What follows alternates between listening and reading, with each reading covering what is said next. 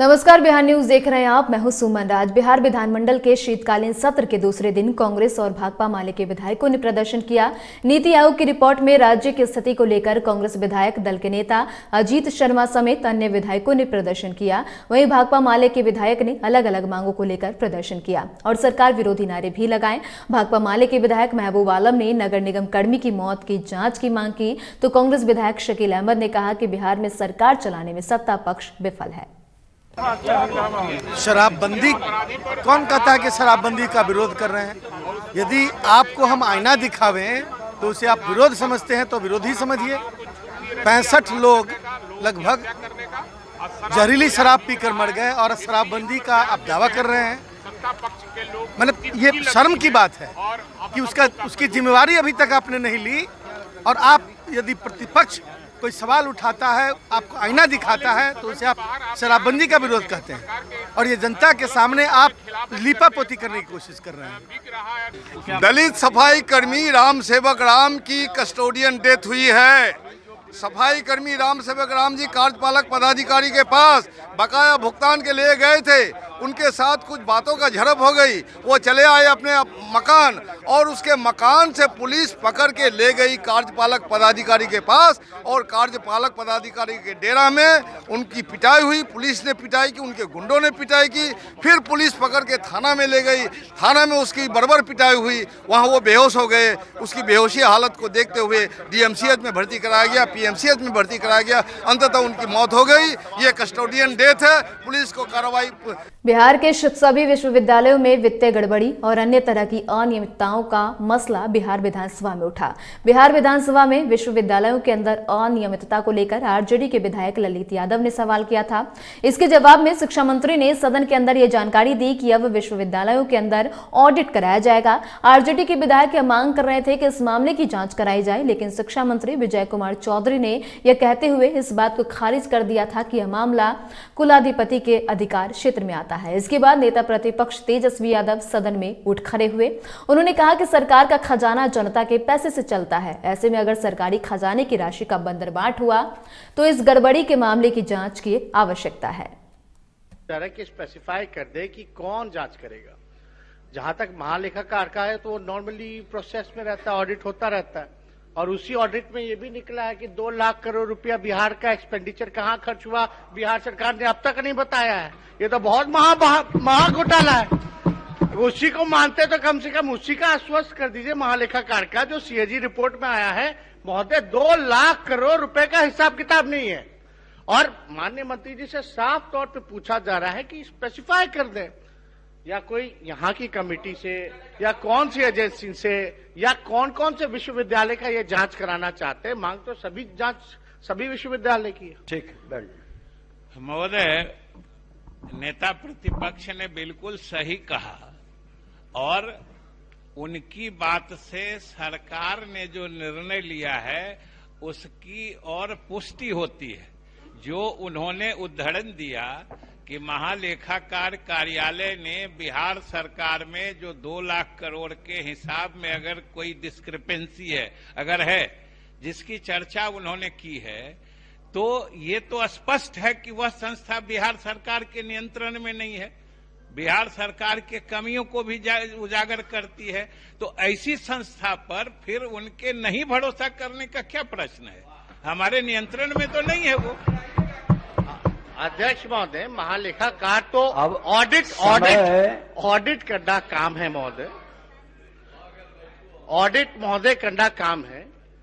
और 2 लाख करोड़ का जहां तक हिसाब कर रहे हैं, अब तक उस रिपोर्ट पे इन्होंने क्या कार्रवाई की है 2 लाख करोड़ वाले पे? चलिए, अब अल्पसूचित प्रश्न समाप्त हुए। नालंदा के दीपनगर थाना क्षेत्र के NH 10 पर सड़क हादसे में एक युवक की मौत हो गई। मुआवजे की मांग को लेकर लोगों ने देवीसराय चौक पर शव को रखकर सड़क जाम कर दिया। जाम की सूचना मिलते ही दीपनगर थाने की पुलिस मौके पर पहुंची, कार्रवाई और मुआवजे का भरोसा भी दिया। इस दौरान आक्रोशितों के साथ पुलिस की नोकझोंक भी हो गई। घटना घटा है कि हम लोग बैच चलाते हैं आर्मी का, 2022 के लिए आर्मी भर्ती के लिए प्रैक्टिस करते हैं दीपनगर स्टेडियम में। लड़का बहुत दूर से दौड़ने के लिए जाता है। उसी तरह दौड़ने जाने के दौरान मतलब घटना था करीब। मृतक का नाम क्या है? कहाँ के रहने वाला है? दिलकुंडा पति बाबा नौड़ी का। तो आप लोग का मांग क्या है? मतलब मांग है जो स्टूडेंट ये तो मृत्यु उसका होने का था जो हो गया, लेकिन इसके लिए जो सरकारी मुआवजा होता है वो सरकार की तरफ से मिलना चाहिए। क्या नाम आपका? मेरा नाम है रोकेट।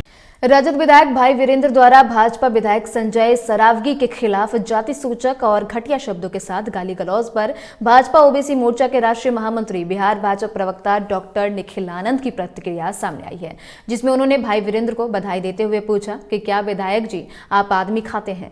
राष्ट्रीय जनता दल के विधायक और प्रवक्ता श्री भाई वीरेंद्र को संसदीय लोकतांत्रिक राजनीति में भाषा की मर्यादा का निम्नतम मानदंड स्थापित करने के लिए बहुत बहुत बधाई और धन्यवाद। तेजस्वी यादव निश्चित तौर पर अपने विधायक की हरकत और करतूत पर गर्व महसूस कर रहे होंगे। भाई वीरेंद्र ने जिस तरीके से भारतीय जनता पार्टी के विधायक संजय सरावगी जी को विधानसभा के परिसर में जिन जाति सूचक शब्दों से, अपमानजनक शब्दों से और घटिया शब्दों के साथ नवाजा और गाली गलौज की, वह निश्चित तौर पर निंदनीय है, शर्मनाक है। भाई वीरेंद्र जी को ही नहीं, तेजस्वी यादव जी को, राष्ट्रीय जनता दल के प्रदेश अध्यक्ष जगदानंद सिंह जी को भी अपने इस विधायक की घटिया हरकत के लिए माफ़ी मांगनी चाहिए। और यही नहीं, राष्ट्रीय जनता दल के सुप्रीमो लालू प्रसाद जी को भी अपने विधायक की इस घटिया हरकत का संज्ञान लेना चाहिए।